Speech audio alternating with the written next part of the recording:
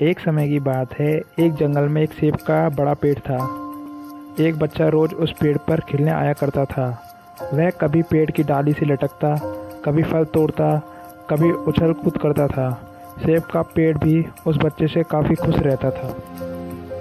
कई साल इस तरह बीत गए। अचानक एक दिन बच्चा कहीं चला गया और फिर लौट के नहीं आया। पेड़ ने उसका काफ़ी इंतज़ार किया पर वह नहीं आया। अब तो पेड़ उदास हो गया था। काफ़ी साल बाद वह बच्चा फिर से पेड़ के पास आया पर वह अब कुछ बड़ा हो गया था। पेड़ उसे देखकर काफ़ी खुश हुआ और उसे अपने साथ खेलने के लिए कहा।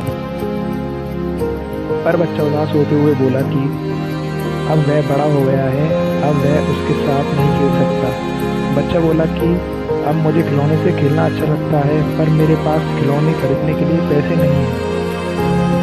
पेड़ बोला, उदास ना हो तुम, मेरे फल सेब तोड़ लो और उन्हें बेचकर खिलौने खरीद लो।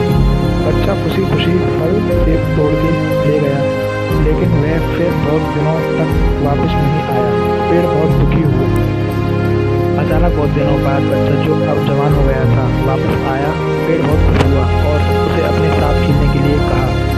पर लड़के ने कहा कि मैं पेड़ के साथ नहीं खेल सकता, अब मुझे कुछ पैसे चाहिए क्योंकि मुझे अपने बच्चों के लिए घर बनाना है। पेड़ बोला, मेरी शाखाएं बहुत मजबूत हैं, तुम उन्हें काट कर ले जाओ और अपना घर बना लो। अब लड़के ने खुशी खुशी सारी शाखाएं काट डाली और लेकर चला गया। उस समय पेड़ उसे देखकर बहुत खुश हुआ लेकिन वह फिर कभी वापस नहीं आया और फिर से वह पेड़ अकेला और उदास हो गया था। अंत में वह काफ़ी दिनों बाद थका हुआ वहाँ आया।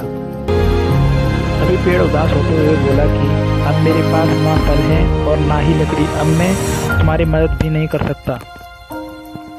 बूढ़ा बोला कि अब उसे कोई सहायता नहीं चाहिए, बस एक जगह चाहिए जहाँ वह बाकी ज़िंदगी आराम से गुजार सके।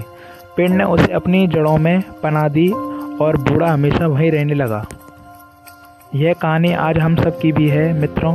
इस पेड़ की तरह हमारे माता पिता भी होते हैं। जब हम छोटे होते हैं तो उनके साथ खेलकर बड़े होते हैं और बड़े होकर उन्हें छोड़कर चले जाते हैं और तभी वापस आते हैं जब उन्हें कोई ज़रूरत होती है। धीरे धीरे ऐसे ही जीवन बीत जाता है।